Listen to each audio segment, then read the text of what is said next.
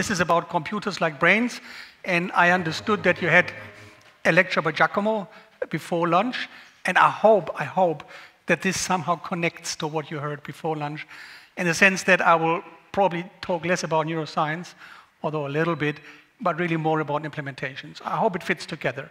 Now, this is a conference or a school on the future of computing, okay? And in principle, you would think that's not necessary, because the future of computing is kind of guaranteed. You just wait a year, and then you go to a shop, to a computer shop, and you get better computers automatically. Somebody will do it for you. It has been like that the last, what, 50 years almost, okay? There was no need really to do academic conferences on the future of computing, because there was a roadmap. And the roadmap was absolutely clear. It was an industry roadmap, and it worked extremely well. And the roadmap was as follows. It was that it was guaranteed, this is only 2002 to 2010, that you get more transistors for $1. Okay? This is dollars here, actually $1 million, and transistors, sorry, number of transistors for $1. So you get typically today, or 2012, you got 20 million transistors for $1, which is quite a lot, and you can do a lot with 20 million transistors.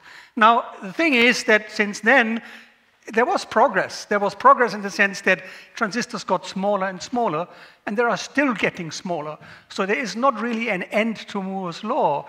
People are really clever in making smaller transistors, but the price doesn't drop, okay? You still pay you still only get 20 million transistors for $1. And that's bad, because you can make bigger chips with more transistors, but they will be really very, very expensive. And so this is why people said, well, maybe we should no longer just only concentrate on doing the same thing with more transistors, more powerful, faster, but really think about more like new architectures. And suddenly, architectures are interesting, which is a new thing. When I started this back in 20 years ago or so, everybody said what you do is interesting, but people do not really care, because whenever you build an interesting, good computer that does something efficiently and very energy efficiently, it will be overtaken by just standard computer development in industry. And that doesn't seem to be true anymore, okay?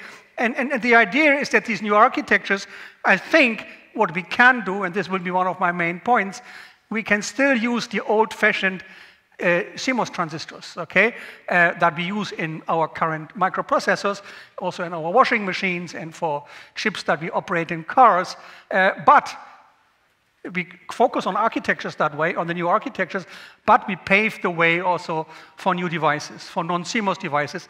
And in a way, we talked about history of computing over lunch very nicely.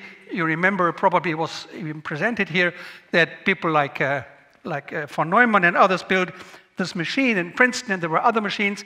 They were built from vacuum tubes, okay? And vacuum tubes were replaced a couple of years later by transistors. And transistors were already available then.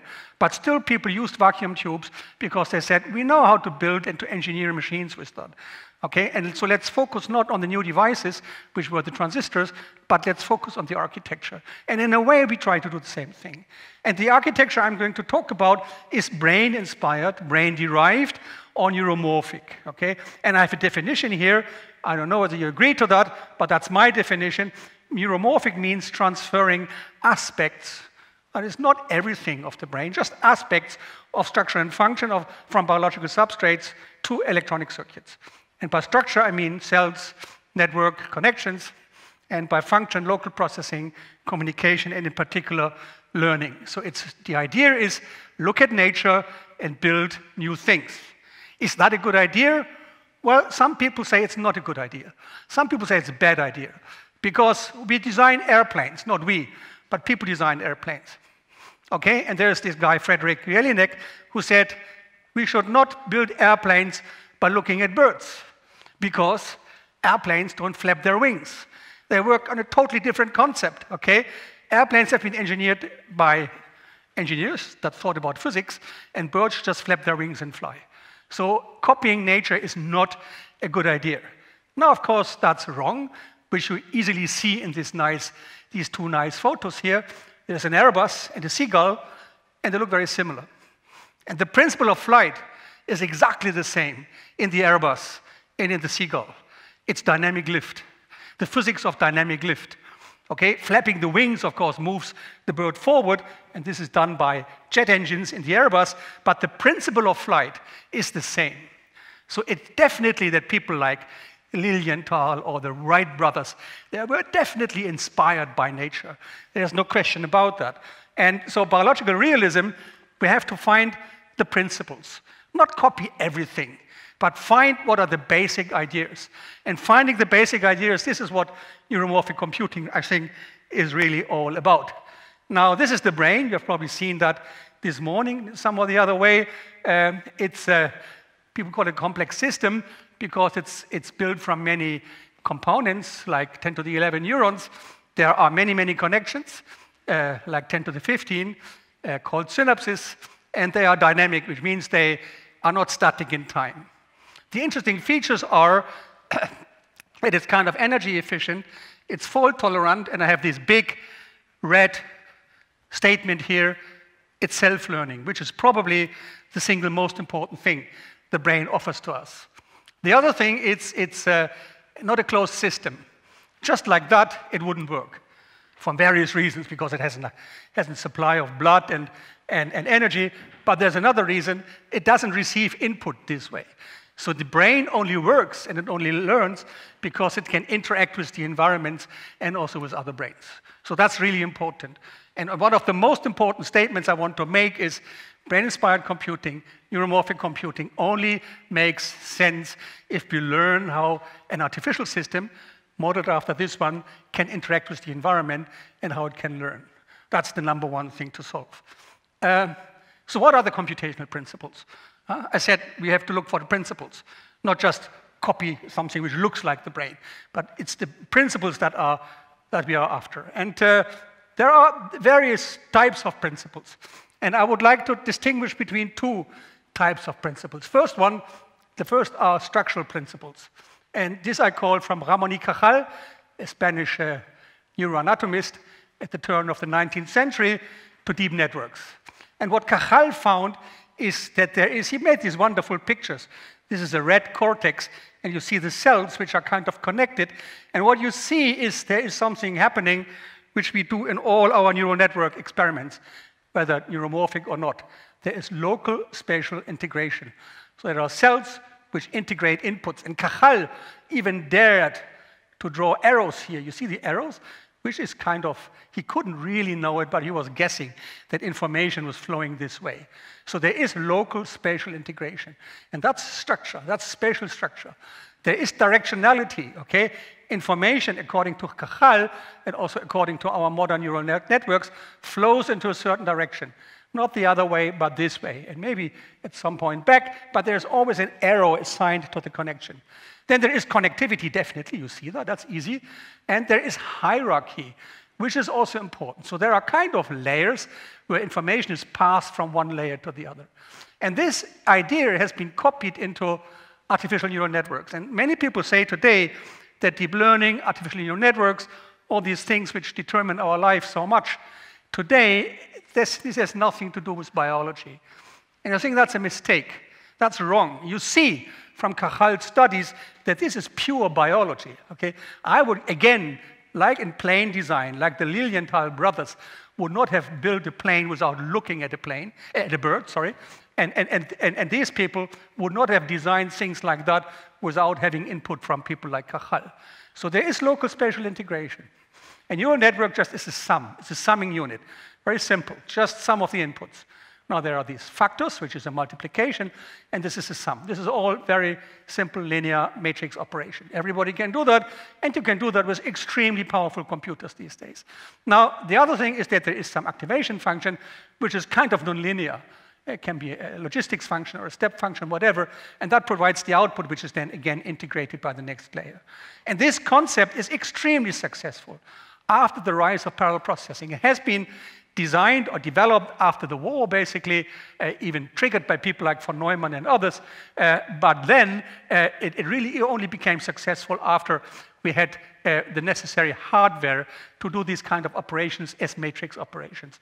And graphic cards, of course, are the number one thing where people do this now. So this is parallel processing. This is a green statement here. It's great. But I would say there are major deficiencies, okay? And the deficiencies are as follows. Learning, I'm not doing discuss deep learning here, but learning requires large labeled data sets, okay? If you want to learn what a cat is in your network, you need many, many cats, like thousands or 10,000s, okay? And clearly, this is not what we do in our brain. There is a procedural separation between learning and inference.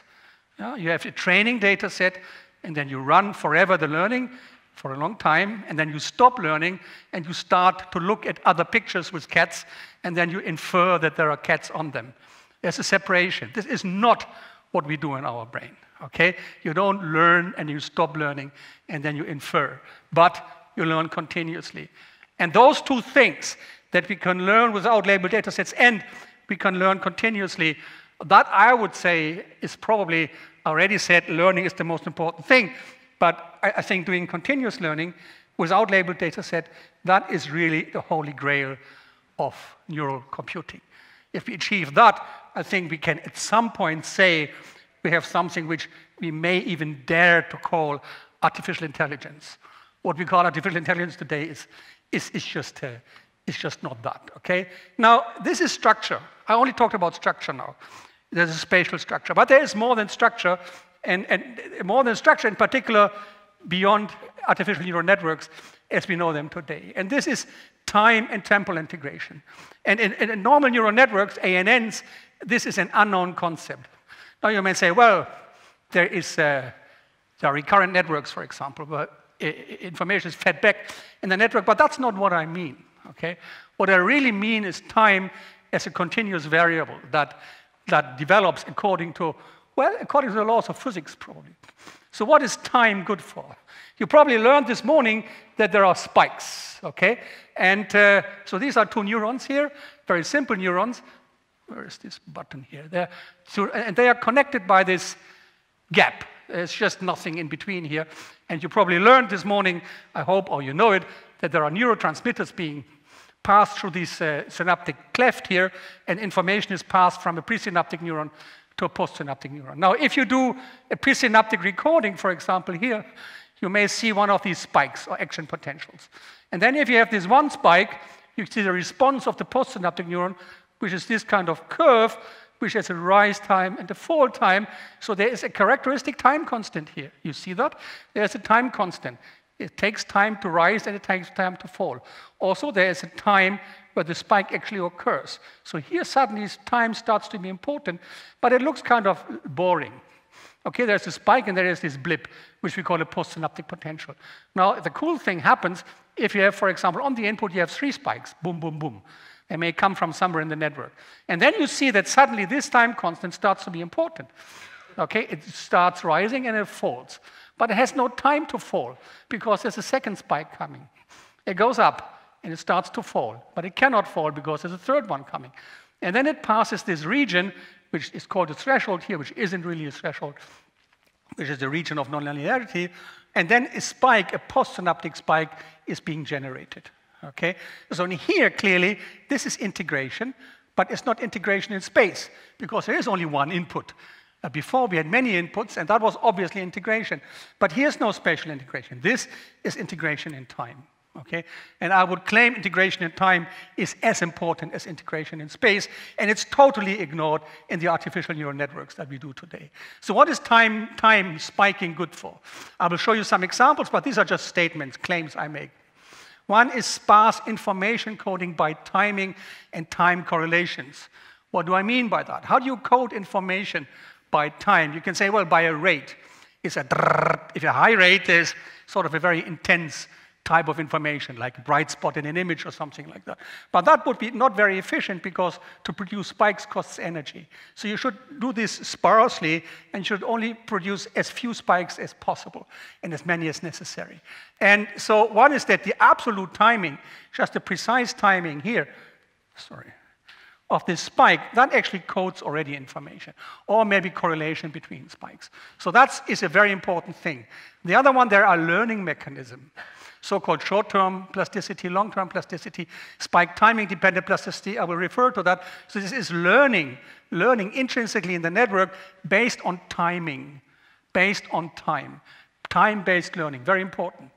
And then another thing is computing based on temporal noise, which we call stochastic computing. And by noise, I really now mean temporal noise. Yeah, it's not, there's also spatial noise in the sense that all neurons are different, but this is now really temporal noise. And stochastic computing, I would claim, is a very important thing. And again, this is a claim, the red thing is important. I claim that due to this, we have energy efficiency, we have scalability, and we even have computational advantages. And I have to show this. And I hope I can show you some of this in my lecture. Okay, so let's continue. What is this?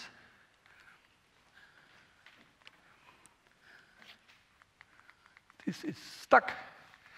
Maybe I use, oh, there's a message here. Message on my screen.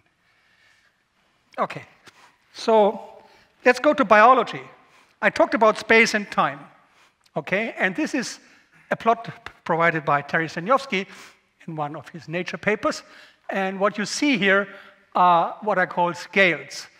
And these are scales in space and in time. And what I claim is that, first of all, there are many, many scales that are relevant. And the other thing is that neurobiology, experimental neurobiology, actually has the tools to cover all those scales. So what do I mean by that? This is space here. And we start with synapses here. We might also start with molecules, but let's start with synapses. Then there are higher units, like dendrites, neurons, layers, there are maps, there are lobes, and there's the entire brain. And this is about, what is it? 7 orders of magnitude. So this is a multi-scale description in space of the brain. Now, the other thing, which is often ignored, is time. There are also scales in time, and I told you already that I think time is important. So there are scales on a millisecond or sub-millisecond level. This is seconds here. So a millisecond would be here. And even sub-millisecond is important. And you see there are even tools to record in real biological systems. Patch clamp recordings, for example. They look at the millisecond scale, and they can look at individual neurons or dendrites. Okay? And then there are other methods out here. And note that these are both log scales. This is a log scale, and this is also a log scale. And it ranges from sub-milliseconds to months, or maybe even years. Why are months and years important for the brain? Well, you probably know and understand it's important because there are slow processes, in particular learning and development. And if we really look which scales are important, then there are 11 orders of magnitude. So there are even more scales in time than there are in space. And to understand this and to exploit it for computation, I think that's the most important thing. All right, so it always comes up. Oops. So let me see. Maybe I sit here because I'm not feeling too well also. Can I sit? That's okay. Huh? And just give my talk here. And then I also see what's happening on the screen. So now that we have the principles, or we know what principles there are, the question is, what are we doing with them? And I think there are exactly two things that we can do with model systems.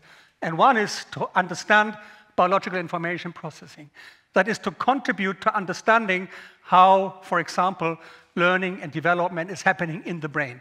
So this is how a model system that we build, like a neuromorphic system, can actually help to understand and advance neuroscience.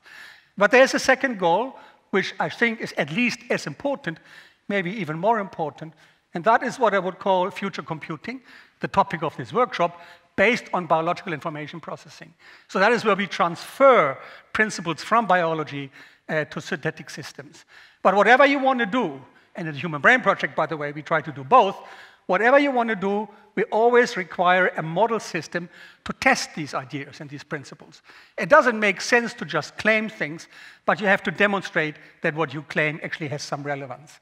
And I would say that there are two fundamentally different and complementary and equally important modeling approaches. One is a numerical model. It's basically the implementation of a Turing machine. What does it mean? It means that the parameters of your cell, like, for example, the conductance of a membrane, or the capacitance of a membrane, or the time constants that are in the postsynaptic potential, they are represented by binary numbers, okay? So you just have a number which represents the physics of the cell. And then the processes, they are taking place, the dynamics is described by algorithms, Okay, so that's a Turing-type computer. And this is what we do when we run computer simulations. The other method, which is often overlooked, and which I in particular advertise very much, is what I call a physical model.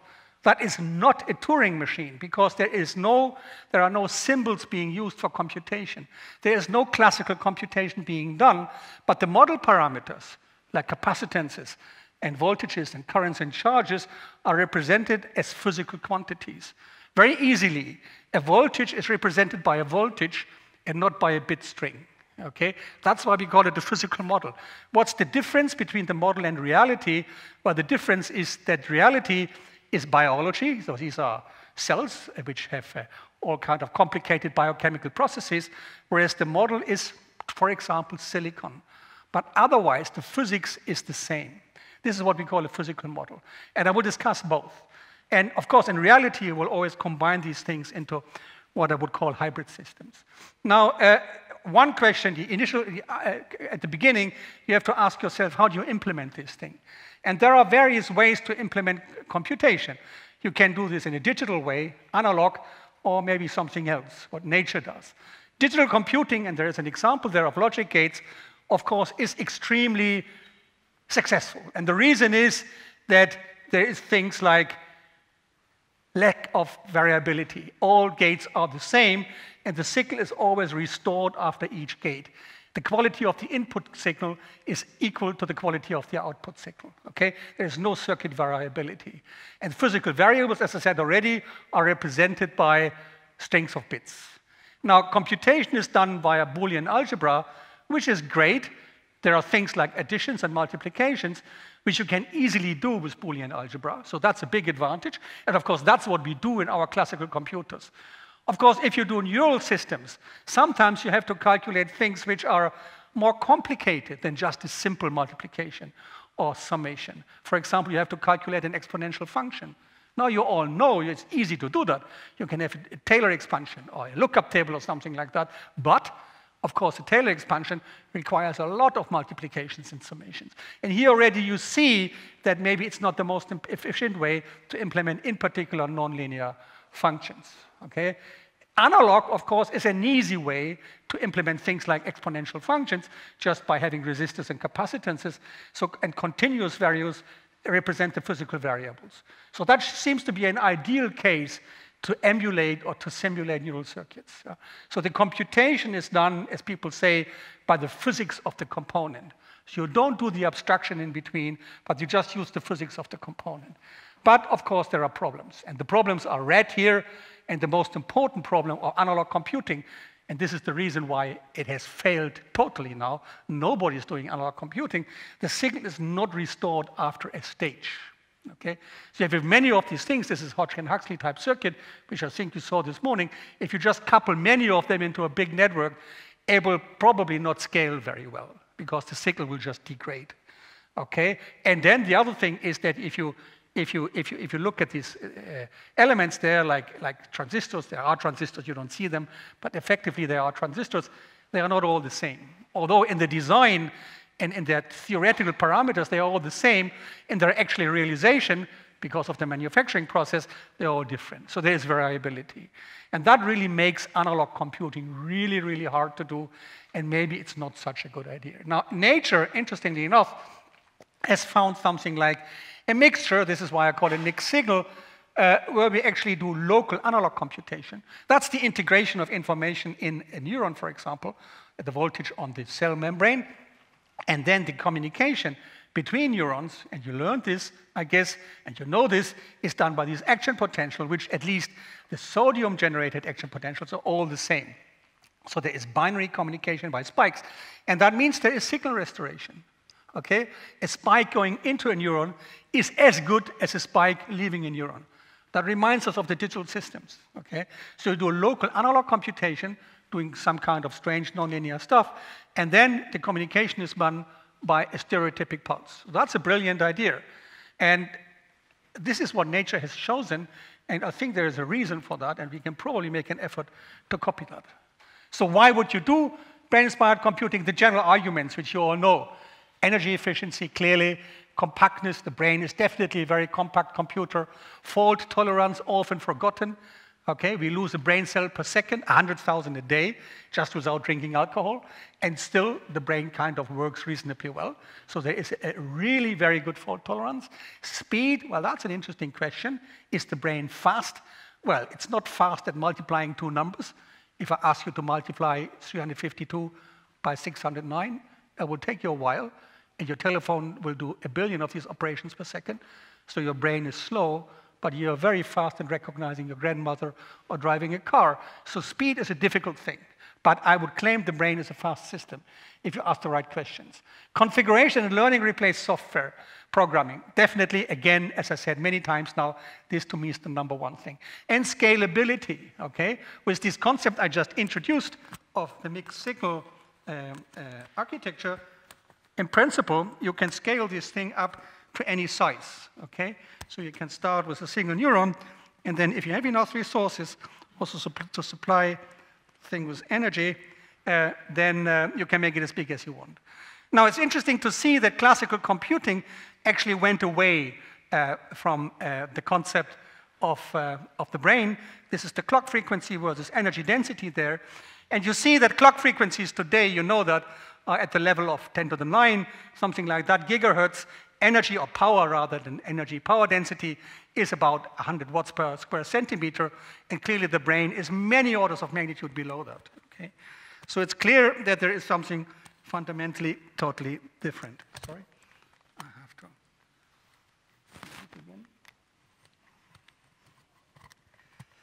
All right.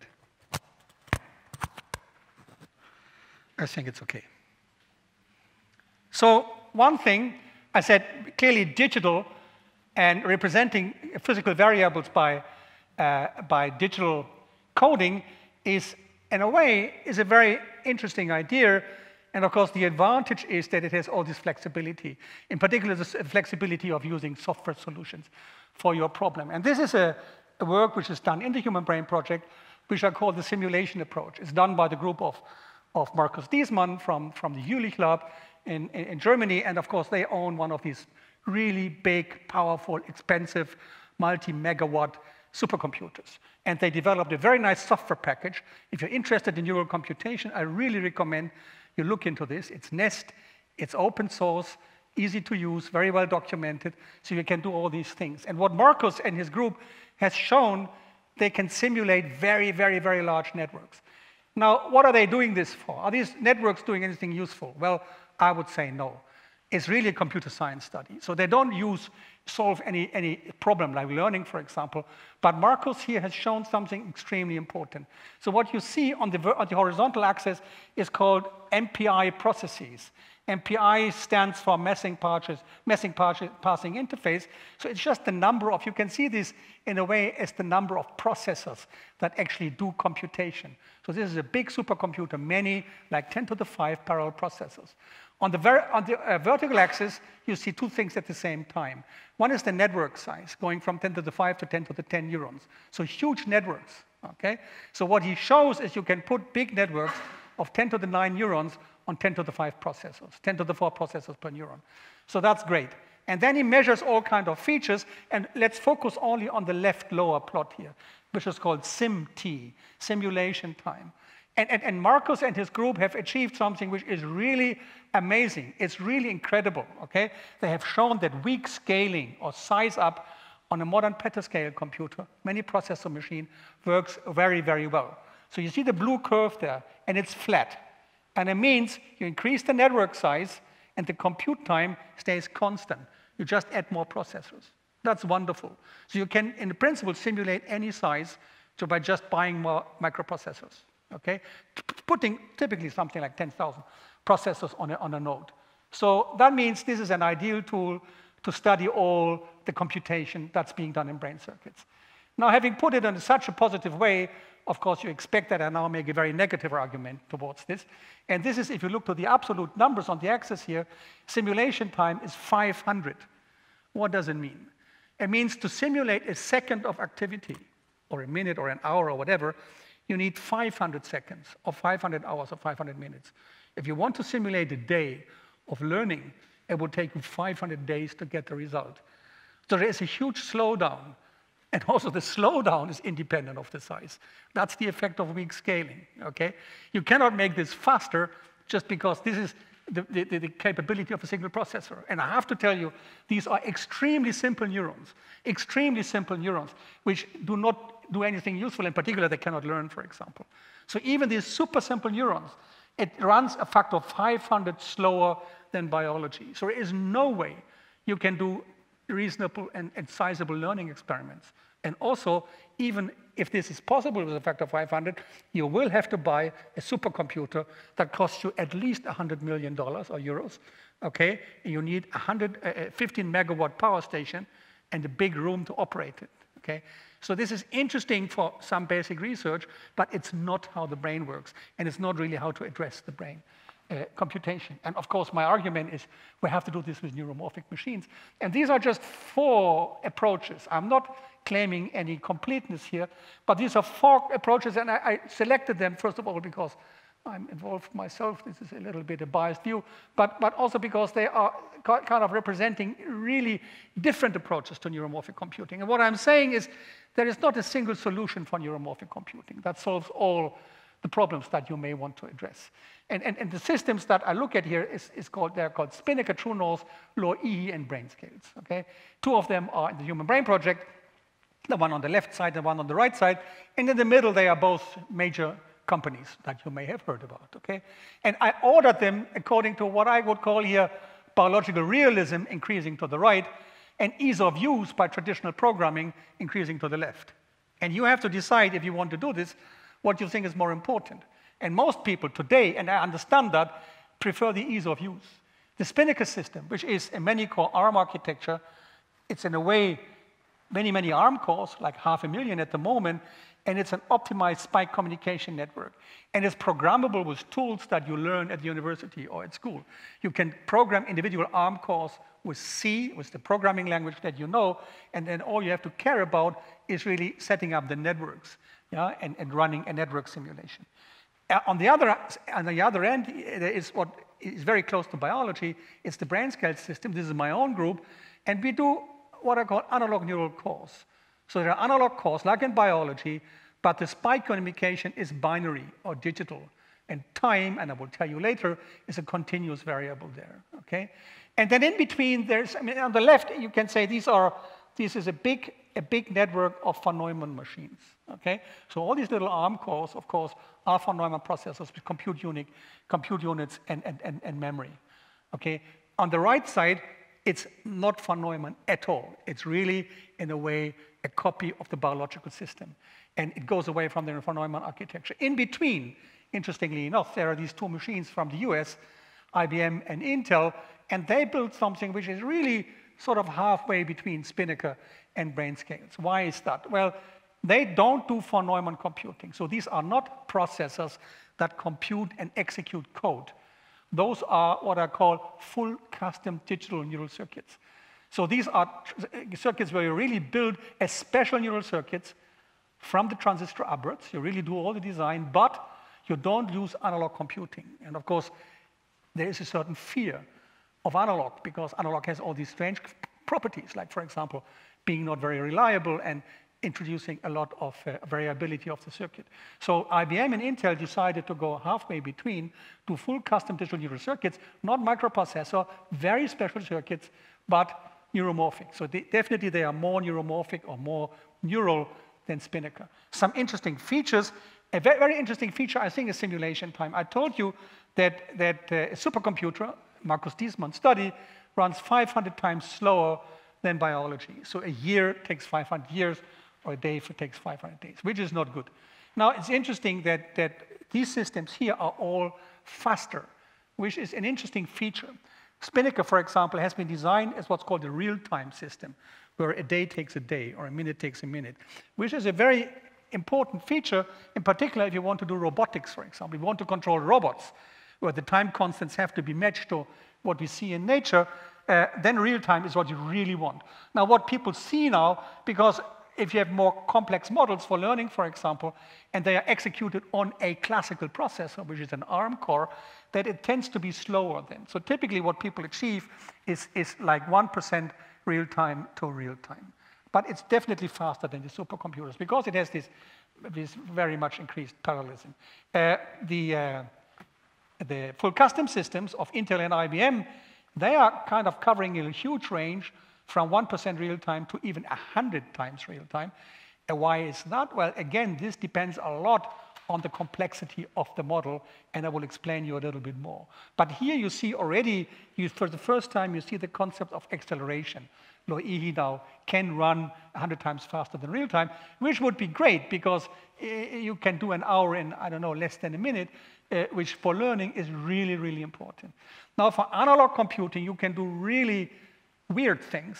Of course, now I will tell you later, how does your own brain know how fast to run? Yeah, how do you know how fast to think? Well, it is really given by the physics of your brain cells, by the conductance of your membranes and by the capacitance of your membranes. And for some reason, nature has adapted to real time. Well, it's the definition of real time, of course. Now, if you choose your own physics elements, like conductances, which are resistances and capacitances, in principle, you can make the system as fast or as slow as you want, okay?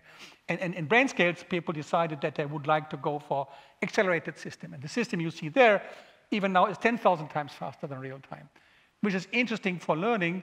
It's a disaster for robotics, clearly, okay? So it really depends what you want to do. So there's this broad, very complementary set of approaches, which is interesting. Very shortly, I have to see how much time do we have, actually. I have 1 hour, right?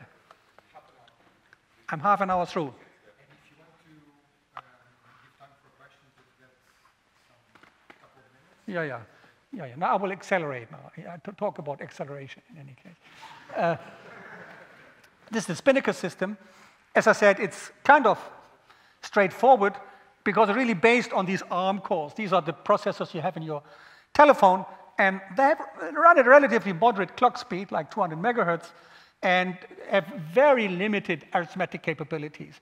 For example, as a programmer, you may be horrified to hear that you can only do integer arithmetics.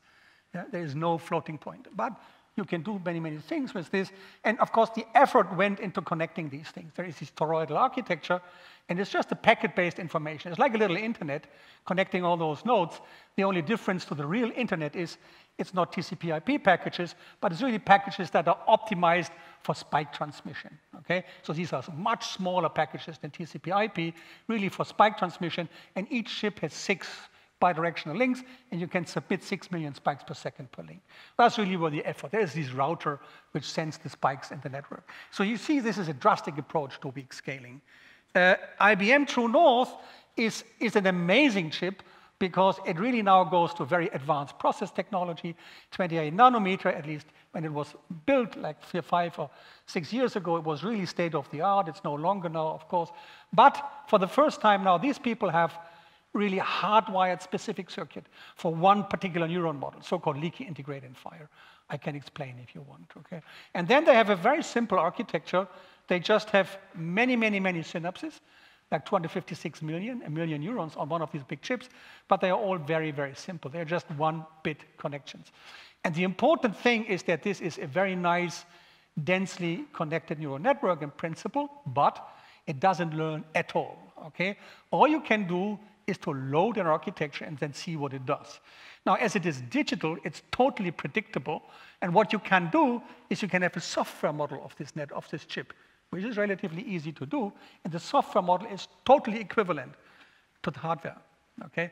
And what you can do is you can do the training and the learning and the software model, then find a good network architecture, dump it to the chip, and use it. And this is what these people do. This chip is by now more than 10 years old, I think. It's an interesting approach, but it's now being replaced by much, much cooler things. And the latest cool thing that really was presented first on this conference there in March 2018, the NICE conference at Intel in Portland, is what's called the Loihi chip. So the Loihi chip is basically just a pipeline, okay? So what you do is you push neural information through a pipeline, and the pipeline is exactly the sequence of information that you have in a neuron. So the input comes through a synapse unit.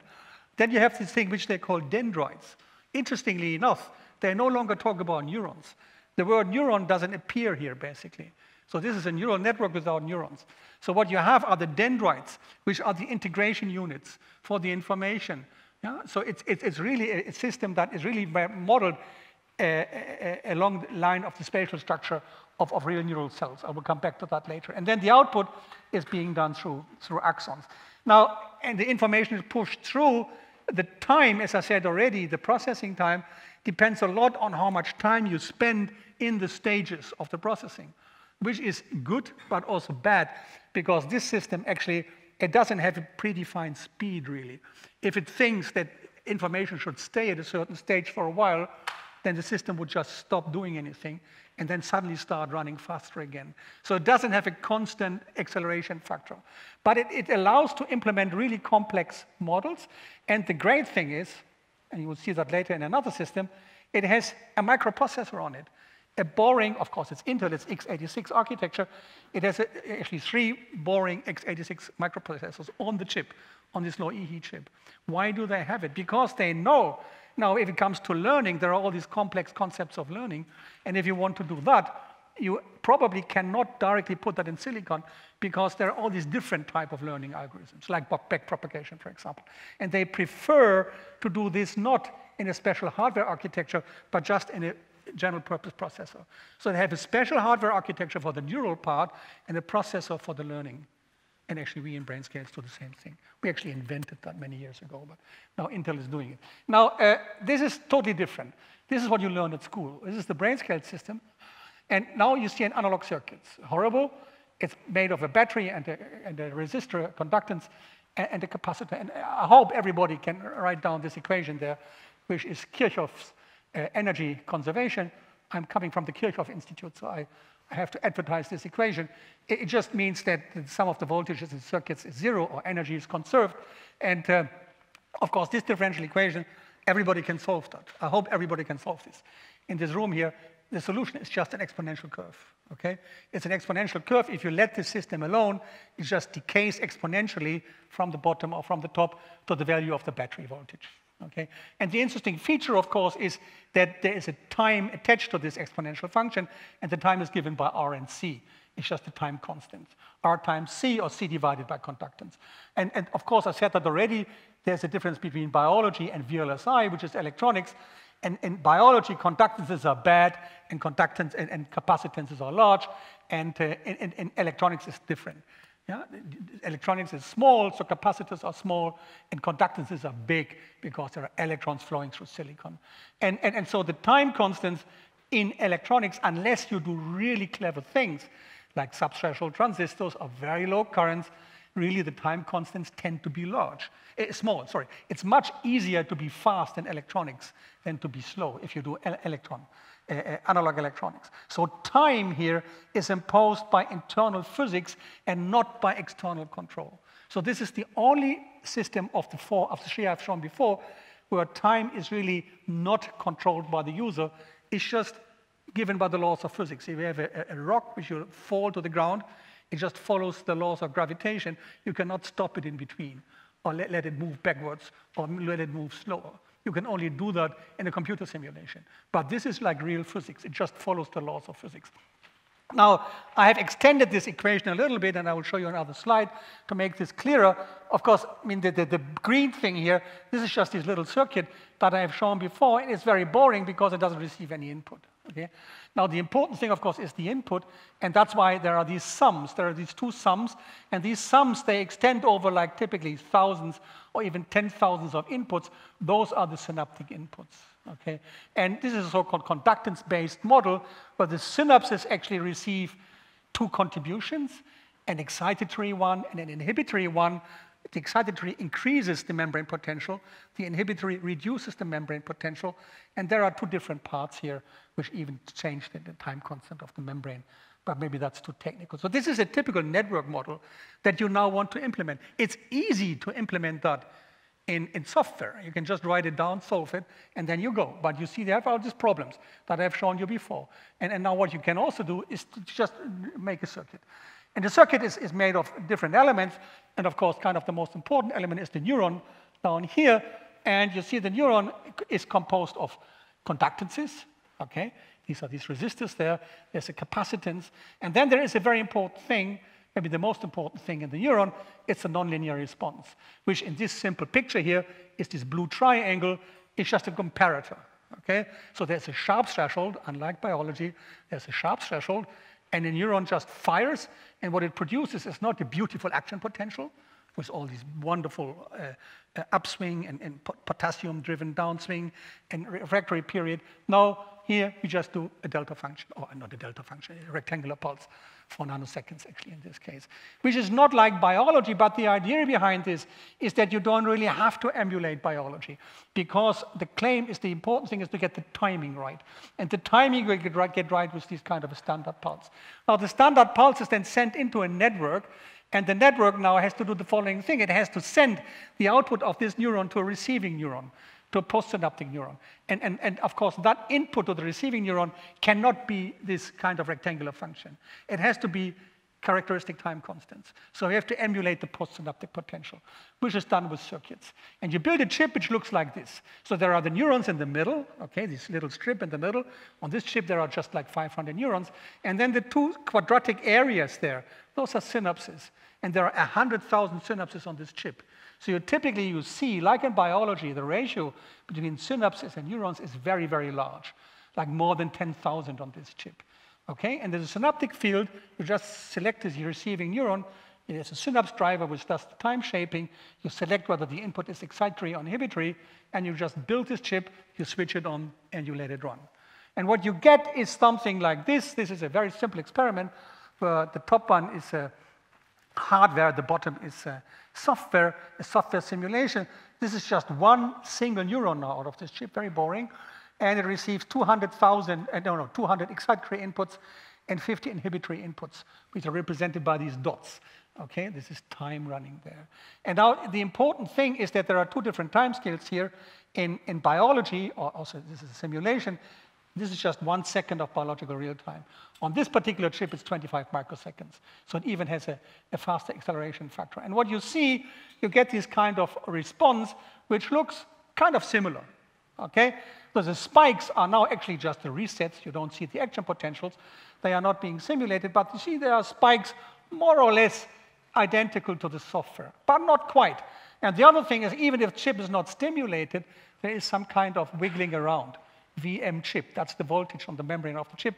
That's the simulation. The simulation is totally quiet, and the chip, of course, has some kind of ugly noise for various reasons, okay? So it's not completely identical, and there is no spike-by-spike identity, okay? And if you repeat the experiment, the chip will probably show slightly different results, whereas the software, if it's initialized the same way, will always show the same results. So there is some variability, and we have to see how to handle that. But you see the acceleration here. Now, for your entertainment, because I have shown so many boring things, I will show you something entertaining. This is a transistor, okay? You know what a transistor is? Of course, this is just a designer's view of a transistor. It has 3 pins, 3 legs, which is source and drain, and the gate in the middle. And in the technology we use, this would typically correspond to a length scale of 180 nanometers, all right? Now, the question is, how do you use a transistor to build a physical model? And I'll show you. You do this. You connect transistors, okay? And what you see, you do circuits. And this is part of a synapse, actually. It looks kind of irregular. Now we zoom out, okay? We zoom out, and now we see about, I don't know, several micrometers, and suddenly you see something interesting. There is repetition. There is a repeating structure. You see there are many, many of these little blobs there. These are all synapses. And you will see on a single chip 100,000 of those synapses. Now there are larger structures, and now you see the borders of the chip. This is half a centimeter up there. In the middle, you see a little strip of 500 neurons, not too many neurons. These are many, many chips. Now we lose resolution, and now we have something which we call a silicon wafer, because these chips are produced on wafers, 20 centimeter silicon disks, and there are about 450 of those chips on one wafer. Now, this is a chip design view, okay? In reality, it looks like this. This is what you get from the company. And you see these chips. You immediately recognize now the synaptic areas, the neurons in between, and then there are 450 on this chip. Now, if you look to the structure, you actually have to do things which are very different from normal computers. For example, now there are all these neurons and synapses, and you have to give them parameters. You have to configure them, okay? Because the chip, when it's produced, I said you switch it on and it does something useful. That's, of course, not true. If you switch it on, it does nothing useful. You have to configure it. That means you have to configure the connections, and you have to give parameters to the neurons and synapses. So you need something which is very important, which is the concept of distributed memory. This is not a von Neumann architecture, and here you see it. There is not a memory unit somewhere where the parameters are stored, and a compute unit where you do the compute. But the parameters are at the location, at the physical location of the synapses and the neurons, okay? And the parameters here are stored in various memory architectures, okay? There are so-called floating gates, which are non-volatile memory. There is standard SRAM, which is then transferred into an analog signal by a DAC. I'm not going into this detail, you can ask me, but the point I want to make is that memory is really smeared out, okay? There is no location of a memory. It's really smeared out on the entire chip. Now, I have to show you some nice pictures, which I love. Of course, you have to assemble this into a real system. You see the wafer. This is a computer drawing, of course. You see the wafer there in the middle. And I'm saying a chip or a wafer is nothing. That's the message I want to bring here. Really, what you have to do is to make this, develop this into a system that does something useful, that you can send information in and read information out. And you have to supply power and things like that. And this is all done by these green stuff around, which are printed circuit boards. For example, there are like 50 so-called FPGA boards, which we can use to send information in, to read information out. Just to give you an impressive number, there is at 2 volts supply voltage, there's about 500 amperes of current that you have to send into the system. Think about it. So that was actually fun to design. I like to build these systems. We had a lot of fun. And so this is now reality. So on this thing, there are 200,000 analog neurons, 50 million synapses on a single 20-centimeter wafer. This we call a wafer scale integration system. This is a single chip, which these numbers, this is a wafer unit. Now you see all these green boards are reality with the 50 million synapses. And this is the system, a complete system that we do actually operate in our lab right now. And you see there are 20 of these wafer modules. So in total, these are, if you do the math, 4 million neurons and 1 billion synapses. And the important thing is that, I mean, how do you use this system? I mean, this is not a computer. It doesn't run software. I said it's a physical model. You switch it on, and it does whatever physics tells the system after the configuration. And the question is, how do you communicate with the system? So really what this is a hybrid computer. In the middle, you see this pile of standard boring servers, which you can buy off the shelf, nothing special. This black stuff in the middle there on the right image. And this is a traditional computer, okay? And this is used for various purposes. For example, to configure the system, to read out the data, to run external learning mechanisms, to simulate environments, for example, if you want to simulate a robotic environment, to do calibrations, whatever you like. So this is your entry point to the system. So if you want to use this system, and you can use it, it's part of the Human Brain Project platform infrastructure, so you can log in from the outside. I could log in from here, configure the system, and run experiments, okay? And this is the entry point. The entry point is this boring kind of machine in the middle. But the cool stuff, of course, is the one with the red cables, which are, by the way, Ethernet cables, gigabit Ethernet cables. Now, this is a highly confusing picture, but I like it because it tells you the important thing about this system is that it has a very high degree of configurability. Okay? It's you as a user decide what you want to do with it. You can configure connections and parameters. And these are typically the parameters.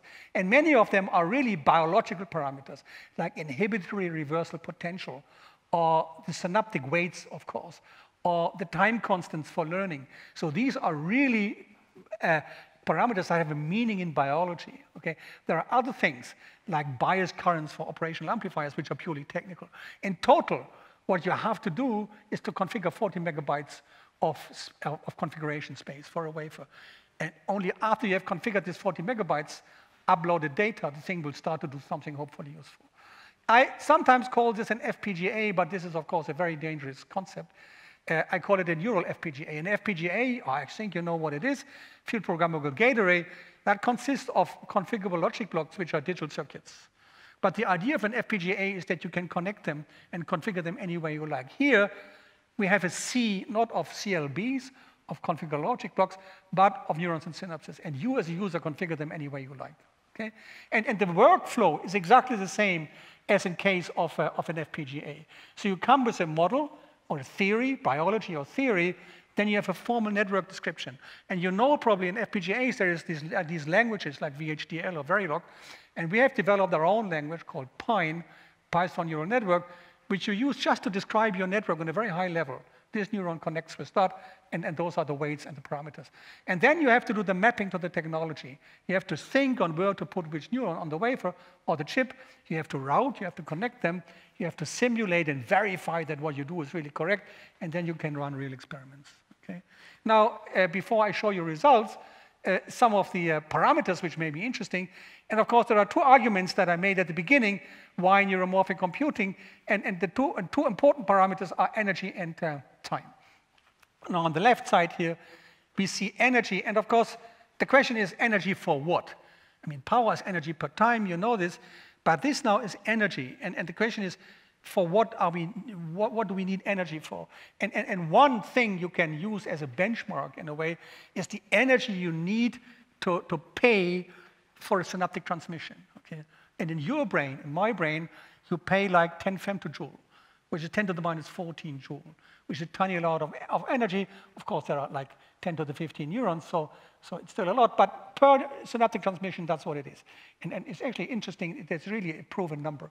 Now, if you go to super biophysically correct simulation on a supercomputer, this is the Markram group there, EPFL, they use about exactly 1 joule. Okay? That's 14 orders of magnitude. That's absolutely tremendous. Markus Diesmann, I showed his simulation. He uses 10 to the minus 4 joule. That's a factor 10,000 better because these are simplified models, but it's still 10 orders of magnitude. Now, the neuromorphic systems, and here are just 2 examples. There are many others, of course, even things which are much better or a little bit better, but they are somehow in between. But this is not a linear scale, this is a log scale, okay? So they typically sit at 10 to the minus 10 to the minus 8, some are even a little bit better. So they are still quite a bit from biology, but they are definitely much, much better than conventional computers. So energy is clearly a point.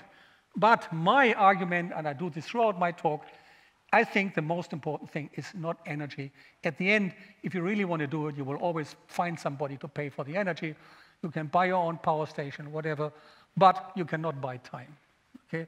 If you want to study learning, you really have to bridge the timescales, and there's no way to get away with that if you have a slowdown factor. So these are some examples here of relevant timescales that are relevant for learning, for example. There are so-called causality detection, spike timing dependence plasticity, which in biology, nature, and real time is happening on the sub-millisecond scale, like 10 to the minus 4 seconds.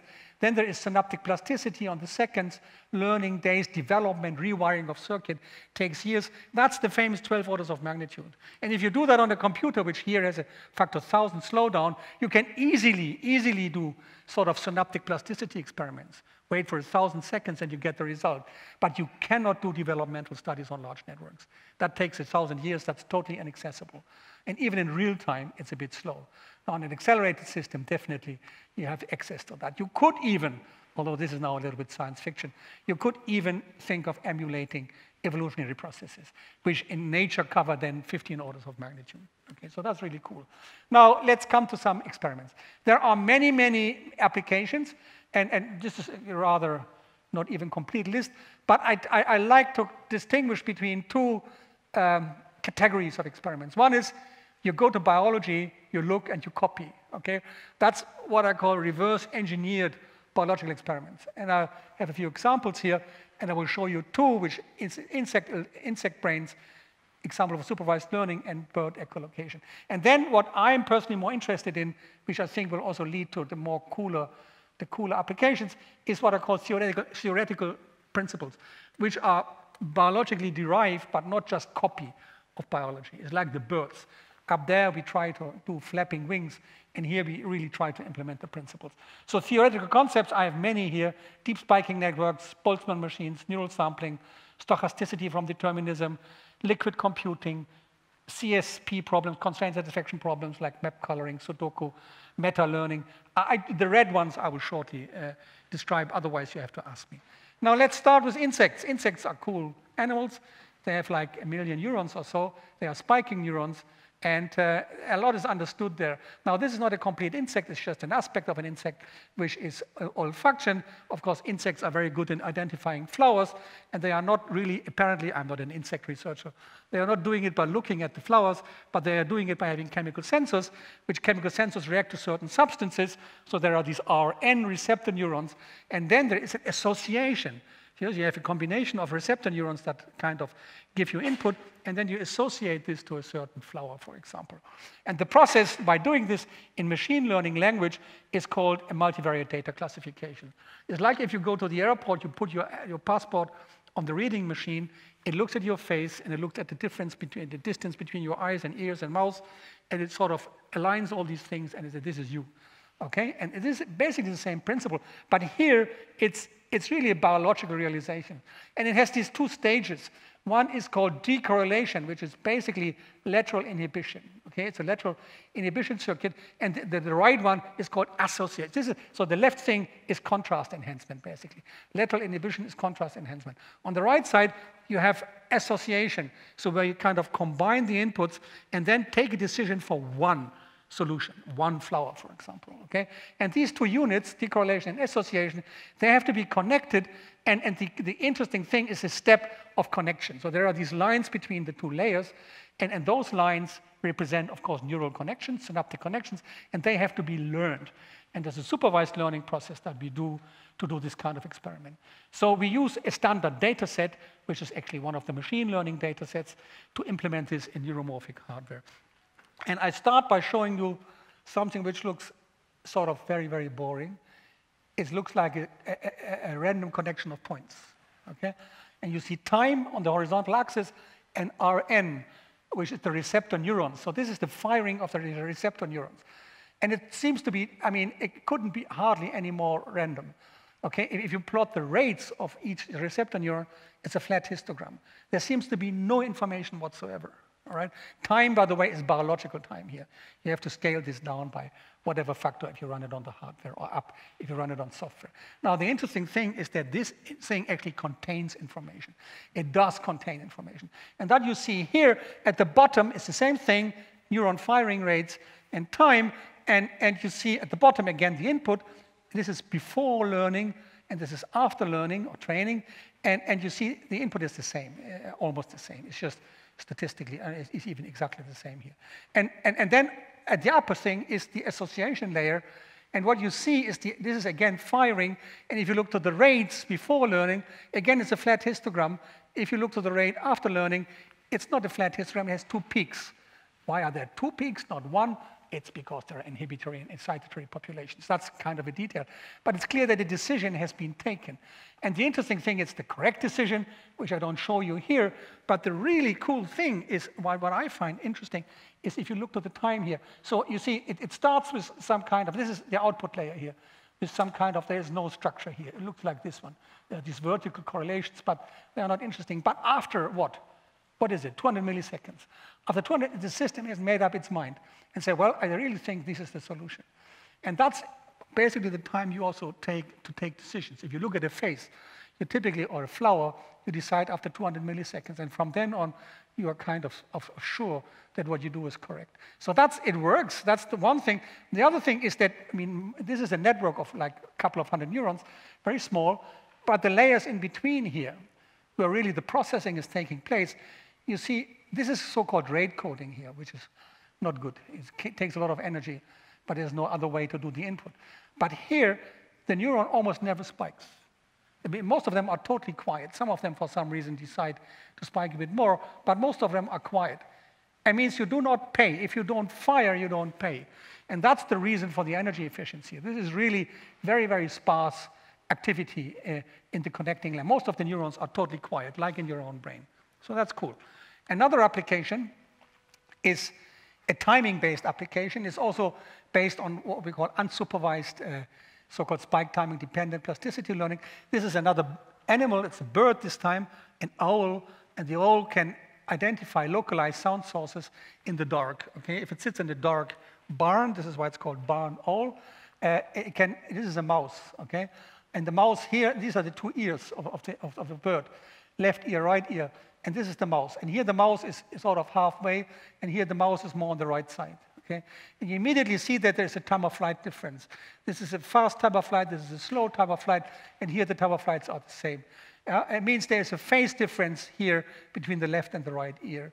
And there's a circuit, and I cannot go into details here, there's a circuit in the brain, this is internally in the brain, which is a delay line, yeah, which by automatic coincidence detection, by the spike timing dependent plasticity mechanism, somehow compensates. So there's a fast thing here, and then there's a slow delay here, okay? There's a long thing here and a low delay, and this is the coincidence. Here the coincidence is in the middle.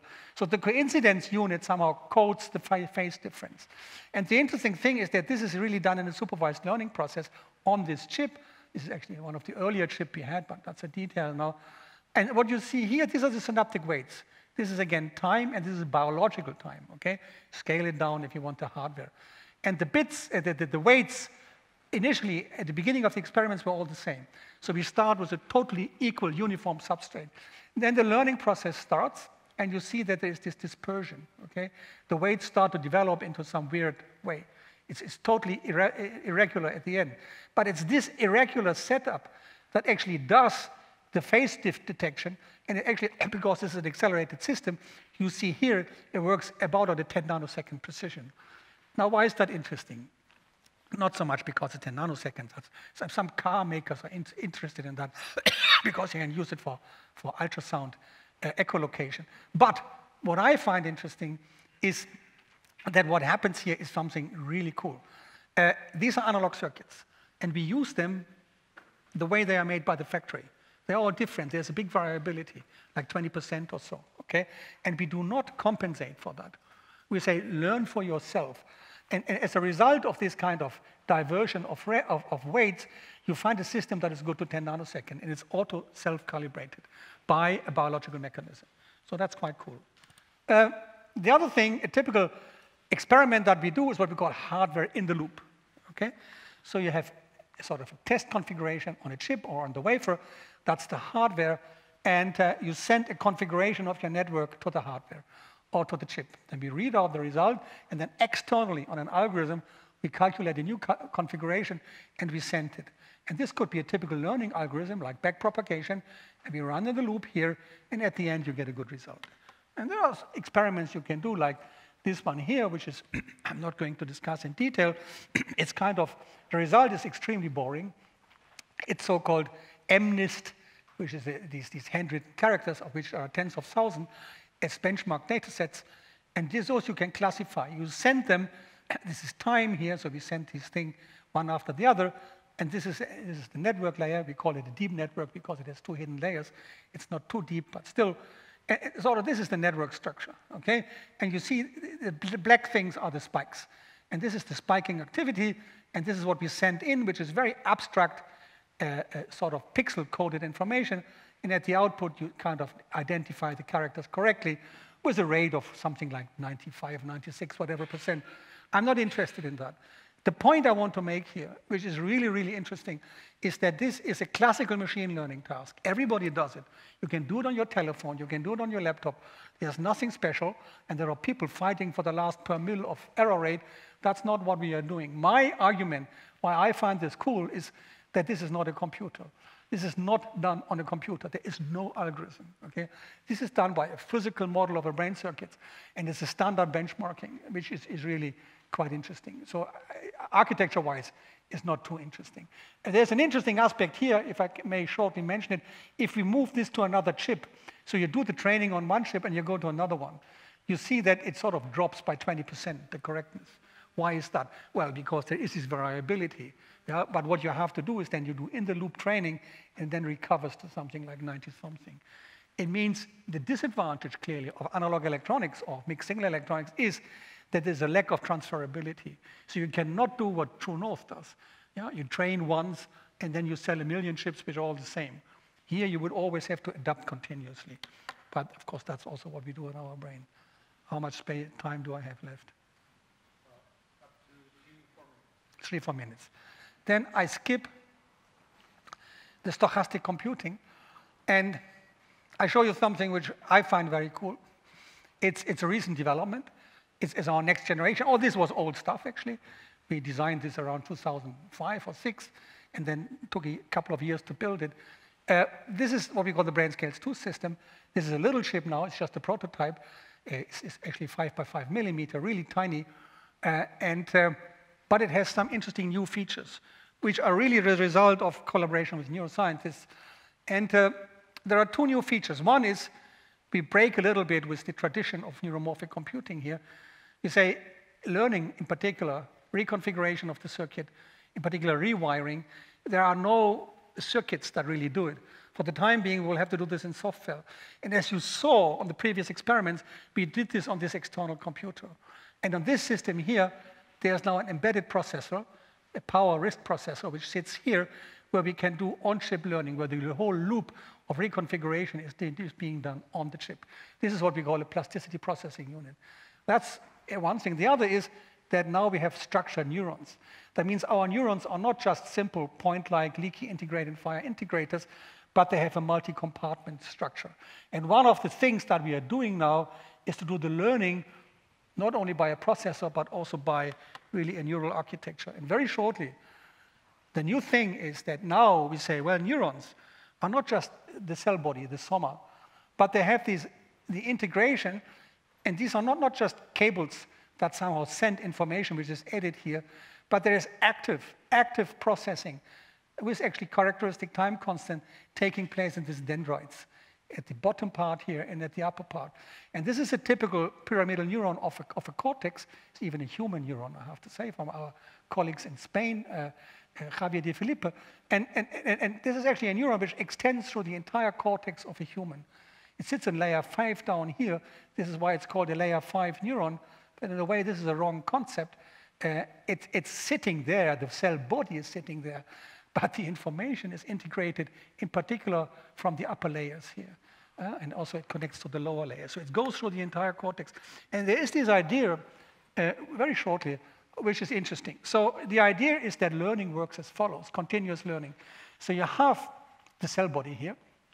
And the cell body actually receives input from your ears and eyes, like this tiger here. You see it. This is the external feed-forward input. And it enters through this bottom bunch of dendrites, which I have shown you. And it typically leads the cell body to steady, relatively low-frequency firing. Okay?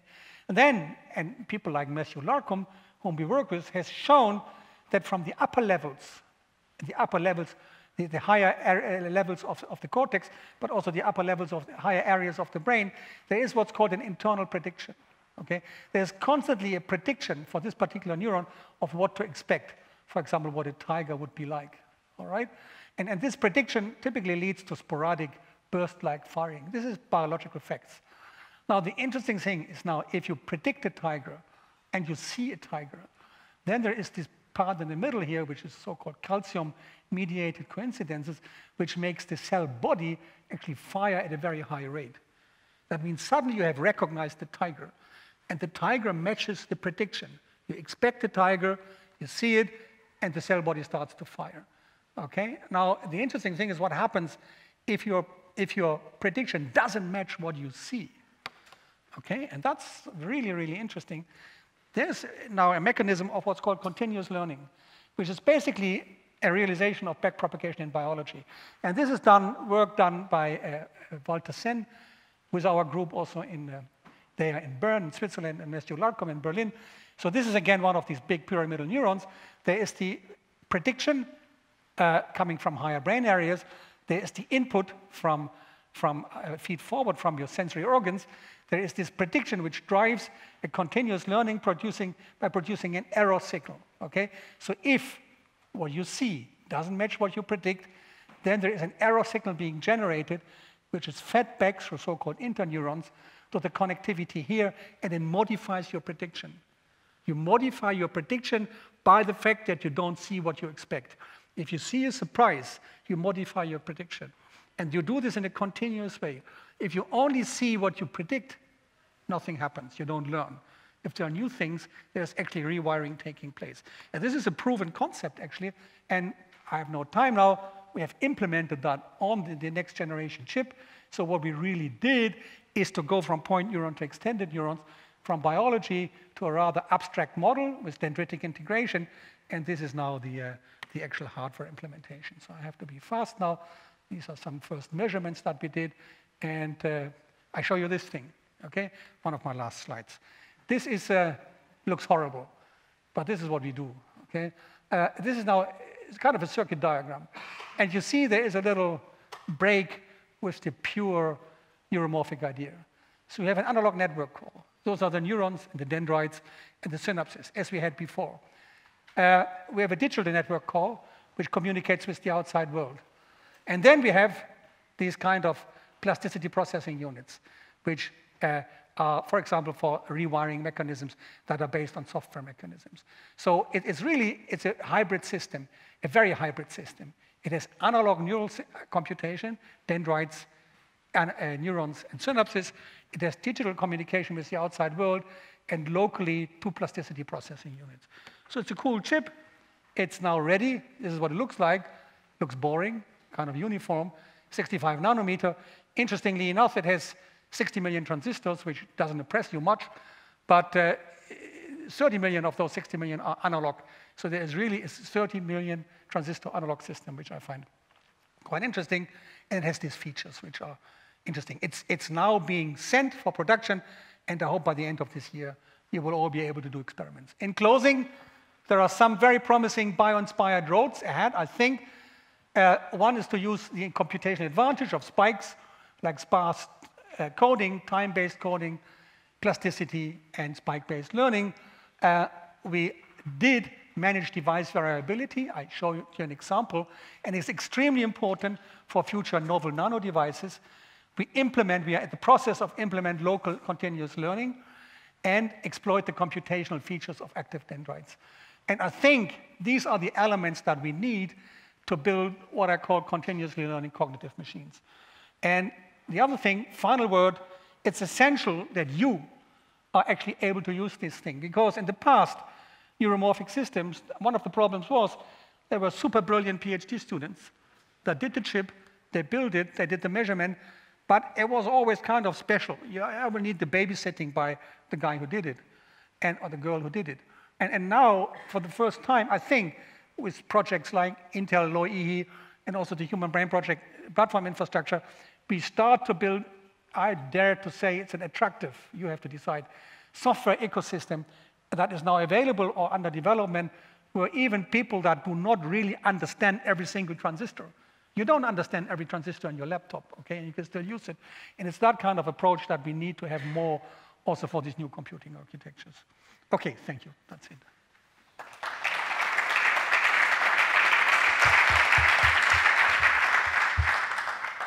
Thanks, Karlheinz. I will start with a question myself, so I apologize. I remember that when it was with Wilshire networks and with Hopfield networks, there was a problem of doing continuous learning, because if you would do, there's some feedback, if you would be trying to learn continuously, you would be affecting the weights of your system. So there would be some kind of corruption. You could either learn or recall. You could not do learning and recall at the same time. How does timescales change this problem? Well, I mean, that was my point. Of course, I mean, what we do now, all the experiments, the actual experiments that I have shown, were exactly done the way you just described it, okay? For example, this so-called deep network, which we did for the MNIST data classification, we went through a training phase. It was actually backpropagation with so-called rectified linear units, which is something that was done on an external computer, and we had like, how many, 50,000 MNIST characters that we used for the training. It was the training data set. Then we stopped training. We exposed the system to other characters it has never seen, and then we do inference. This is all we did experimentally at the moment. Now, by these kind of ideas of dendritic integration and the theory that Walter Sen and Bern has developed and others, also Yoshio Benjo is involved in that, there is this idea of a continuous error signal that's being generated within one neuron, where the prediction doesn't match what you see. And if there is this mismatch, only if there is this mismatch, an error signal is being calculated, and then the synapses are rewired according to relatively simple learning rules. And that really is continuous, because if your prediction matches what you see, then nothing happens. Yeah, if I look at you for 10 hours, nothing happens, I will not learn anything new. If your face suddenly, I don't know, turns red, then it doesn't match my prediction, and I will have learned something new. But it's a continuous process. I'm always ready to learn. And I can also learn on even very, very single events. I mean, in biology, there is a lot of evidence for what people call one-shot learning, where you really learn from a single event. If suddenly, I don't know, a red elephant will be in this room, I will immediately learn that there can be red elephants in this room, which I didn't expect. It violates my prediction. And the hope is that with this model of SEN and the experimental evidence by Larcom, we can also implement that now. So I think that's a very important development. There are papers out there on the web. I can point you to them, in particular to the paper from the Bern group. They are very hard in mathematics, I have to say, but they are very, very nice. And I think we all have to work hard to implement that in either software or hardware. Now, you can relatively straightforwardly implement this in a computer simulation, but again, because now you have to simulate the active dendrites, simulations will be even slower than the one I have shown of Markus Diesmann. And here, I think, is a prediction. I'm claiming it. I have no proof that the analog implementation will actually be very, very efficient in doing that. But we'll see. We'll see, I don't know, next year. Okay, question over there. So you talked about how there was some variability in the performance of the neurons and dendrites, but you didn't account for that, you didn't correct it, because the model would correct itself. Exactly. I mean, that is one of the most interesting things I think we have to study with analog implementations. Typically, if you get things back from the company and from the manufacturer, the variability of parameters like thresholds, like reversal potentials, like time constants, like synaptic weights are on the level of, say, something like 10 to 20%. Okay? And now there are two approaches towards that. Because we have this distributed memory, like the floating gates or the SRAM cells that are distributed all over the chips or the wafers, what we can do, and we did that for many years actually, is to measure the real values from some calibration mechanism. For example, you can ramp up the voltage, measure what the real threshold is, store it in a database, and then configure the system such that it's calibrated, that all the parameters are the same. So you can make analog electronics like a digital simulator. And then you are kind of sure that your results are like the ones of a digital simulator. So that's kind of the classical standard way, and many of our experiments are done like that. I think this is boring and also kind of wrong, because biology doesn't work like that. We know that there is variability in biology. We know that there is variability in electronics. But the reasons are totally different, of course. The variability on the electronics is the result of the production process. Yeah? The fact that TSMC or whoever makes these chips kind of screws up the parameters because they don't have this totally under control. The variability of biology is the result of a self-organization process, like learning or like homeostasis, for example. If I measure two synapses, they are not all the same. But of course, there's a reason for that. And what we have to do is to run the same mechanisms that drive biology also on our artificial systems. And I would claim, again, but we have shown it already for some cases, that you don't have to calibrate first. You can start from uncalibrated system and then start the learning from there. And then as a result of the learning, you get something that works. I mean, for this insect, for this bird brain, also for other examples, we have shown that. The other approach is to have architectures that are robust. Some architectures are just by nature do not care if there is a certain variability, even if it's randomly thrown at the system. Yeah, but that is rare. I mean, it's not so robust. Yeah, really, I think the right thing to do is to make the system adaptive, that it really interacts with the data, the problem you want to solve, and then moves the parameters at the right point. And how do you do that? Of course, you need local storage for that. That's clear. Clearly, you have to store the local parameters, and we do that. And you need a mechanism to do this. And it could be a software-based mechanism, like, for example, running on this plasticity processor, which is ideally suited. You can adjust synapses and neurons, or it could also be a more neural type algorithm, like this dendritic learning, for example. But we have to learn to handle variability if we want to use analog systems. If you use digital, you don't really have to. But I think on the long term, these systems will be kind of analog, not because of CMOS. I mean, at some point, also I'm convinced, we will give up CMOS. We are like the vacuum tubes of John von Neumann. Okay? So we are using boring old transistors, but we can do cool things.